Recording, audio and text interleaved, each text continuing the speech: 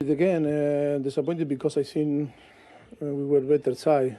First half, I think we deserved to score and win the game because they didn't create only in few set pieces. But after the second half, we were on top of them. And then with the red card, I think changed the game and was more open. We are still creating chances, but we didn't score and we conceded in one counter-attack. But yeah, disappointed because I think it looks like, okay, it's everything against us, but the team never give up. And of course, we are going to fight to change the situation as soon as possible. So is Mauricio Pochettino under pressure, or is that far from the root of Chelsea's problems? Whether or not it might be what the owners think is the solution is a different question, which we can come to. But the root of Chelsea's problem seems to be player acquisition, no? Well, the right player, for a start, in respect of a striker, which is something that they obviously need. See, Jackson, he's trying, he's very young. They have Nkunku, obviously, is Nkunku, so somebody that you feel like now is under immense pressure once he comes in, you know, to maybe hit the ground running. But again, we're looking at a Chelsea side with very good players. We don't really see the structure of what's going on, exactly how they're going to play. But again, I've watched games with Chelsea where if they take the chances what they've created, they probably start building confidence in a team that's quite young. They've got young players who are losing confidence with every loss. You know what I mean? The pressure, what's coming, you can feel it in the stadium.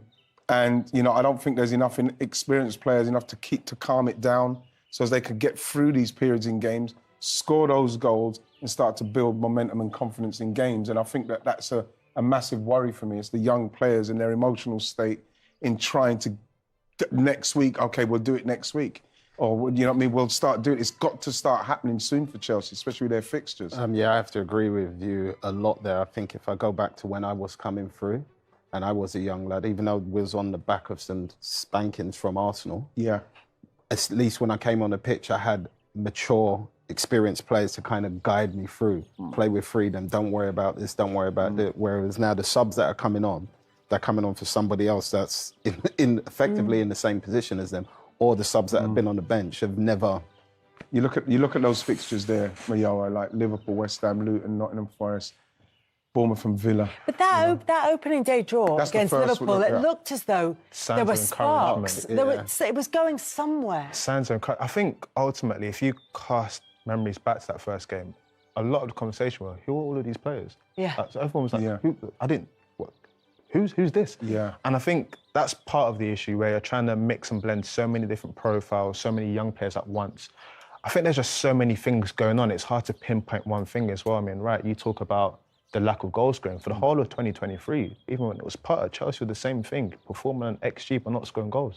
It's a goal scoring business. If you're not scoring goals, you're not performing well. And it's been the same thing throughout the whole calendar year, whether that's because they've not brought a striker in or they're not implementing the right things or the player's not good enough. We cannot score goals for the life of us.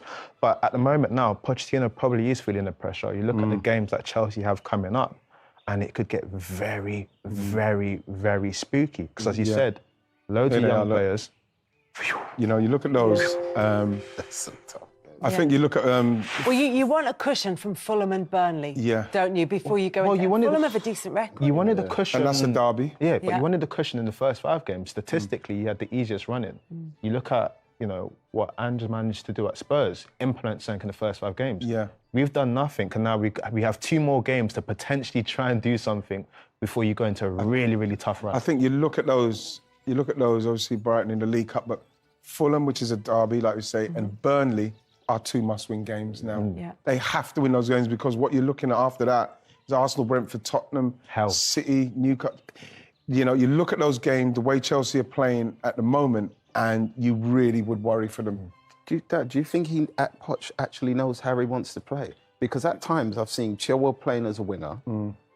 It doesn't seem to like him at left-back. He was playing Levi Colwell there at some point. So I'm kind of confused as to the way he actually wants Chelsea to play anyway. There's a few players that will always play that you see in the team. But I feel like if Sterling isn't playing well, there's no creativity in that team whatsoever. There's nobody that's going to get him behind or do a bit of trickery to create an opportunity. Yeah, there does seem to be a lot of emphasis on him. And, you know, you've seen him, and like you rightly say, Kelsey, he's doing well. He's doing OK.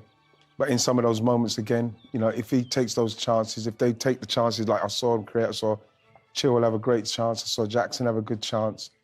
At home, I think I can't underestimate how important it is when you score at home as a young player and then you start to get that good energy from the crowd rather than that energy of moaning and groaning when things don't go well. So then what happens is, Kels, you then start to play within yourself. You don't want to make mistakes. Then you're trying to be too precise with the finishes. And then all that just amounts to more time, taking more time. And the more time you take, the more the goalie's going to set himself. The defender gets time to come back and challenge you. And that, for me, is where you look at Chelsea and you think, something's going to have to give soon. They're going to need to do it. And I think it's those next 2 games. If they don't do it in those 2 games, then you probably do have to start worrying for Poch. I'm not sure if a new manager comes in and changes it straight away, but like you rightly mentioned there, but Ange, we've seen in 5-6 games a style of play, what Tottenham's playing, everyone understands and we can all see.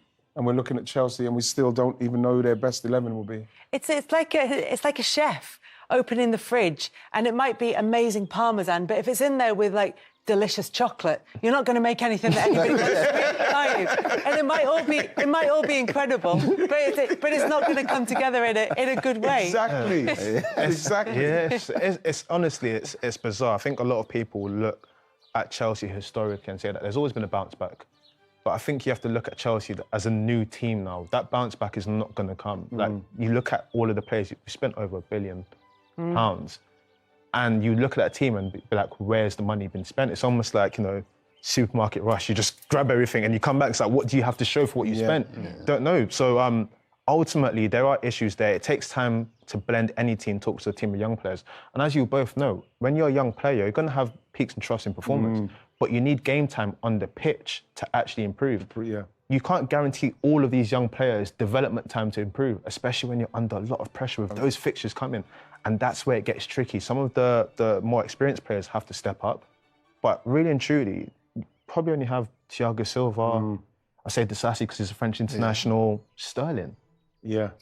You look at the team on the weekend, the person with experience was probably Conor Gallagher saying that at West Brom I went for a tough time, let's bring it all together. And that's not what you need at that level for that club. They've got Enzo, haven't they? And they've got a World Cup winner in there. But he relatively, was he's played a junior player and a half of of professional football before a massive move. Season 2 seasons, Caicedo, similar. It's very difficult.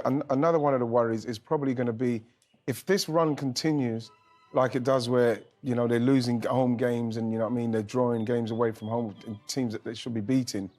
You just feel that for me, that when you look at, like I say, a young team that are continually losing and you can't get out of the rock. Yeah, and then you're on these long contracts, then what happens is that your confidence is going, you're not playing, and you're sitting around. It doesn't seem like the atmosphere, that the environment is going to be one of, come on, you've got to keep going, because then they're thinking, well, I'm here for 8 years, it's not going well. We'll see what happens if this manager goes. It doesn't seem to breed the kind of mentality what makes you want to push to do well. Yeah. Gives you a kind of like, okay, well, I'll just sit back. The other thing with really the long contracts, as I understand it, is Chelsea do need to qualify for Europe in order to be able to kind of make their finances work in terms of FFP. Or it's certainly it's of primary importance to try and make that happen, because that's something that's going to potentially help them towards the future seasons with all the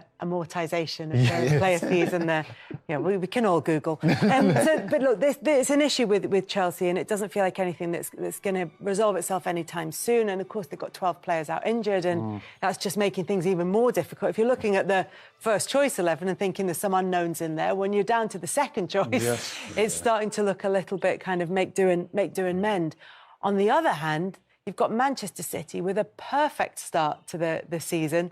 They are absolutely cruising. Look, we should really put this in context of who they've played. I mean, they had the game against Newcastle, in which Newcastle didn't play particularly well, and so that was kind of and Man City got the 1-0 win. They played West Ham, who they beat comfortably, but they were a goal down in that one.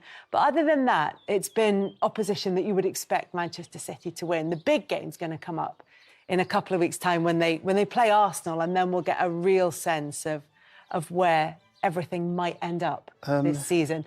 But is everything that you've seen from Manchester City suggested that they are just, yeah, on rollers to the end of the season? Yeah, I look at it, if you go off the last few seasons, no matter who they came up with, whether they're a bottom of the table, middle of the table, City always struggled, started off very slowly. And for whatever reason this year, the teams that they may have dropped points from in the past years, they're winning them. I wouldn't say they necessarily played at their peak powers when they've won all these games, but they did what it took to win those games. I think their best performance so far this season, I would say, was the first half against Nottingham Forest, where they dictated. But then I could also say that Forest were that scared of them that they kind of let them do what they wanted. But the way they're playing is fantastic. I don't think Haaland's where he wants to be in himself yet, as in front of goals.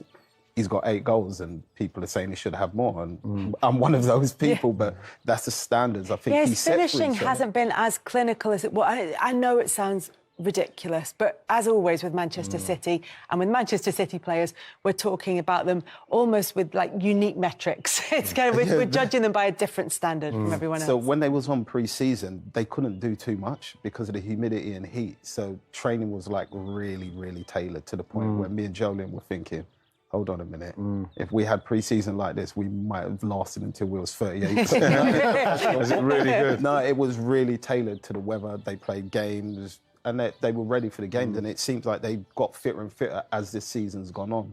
And I think right now, but when you lose Kevin De Bruyne, then on one hand you're thinking, what are we going to do now? Just chuck in Alvarez. It's okay. Do you know what I mean? But you let a large combination. Yeah, but again, with City, one thing that they will do is that with their big chances, they take them. Yeah. That is the But difference. then you say that, Dad, against West Ham, before that goal, they had nearly 17 chances before they scored. Yeah, But they continue making more. But as well. that's the thing. positive. They'll continue making more, but then with the big ones, they'll When they take need to them. go Because, in, they'll take them, and that's the difference with them. You look at them, and they do feel at the moment unbeatable. Scary though, because They it doesn't do, yeah. feel like they're at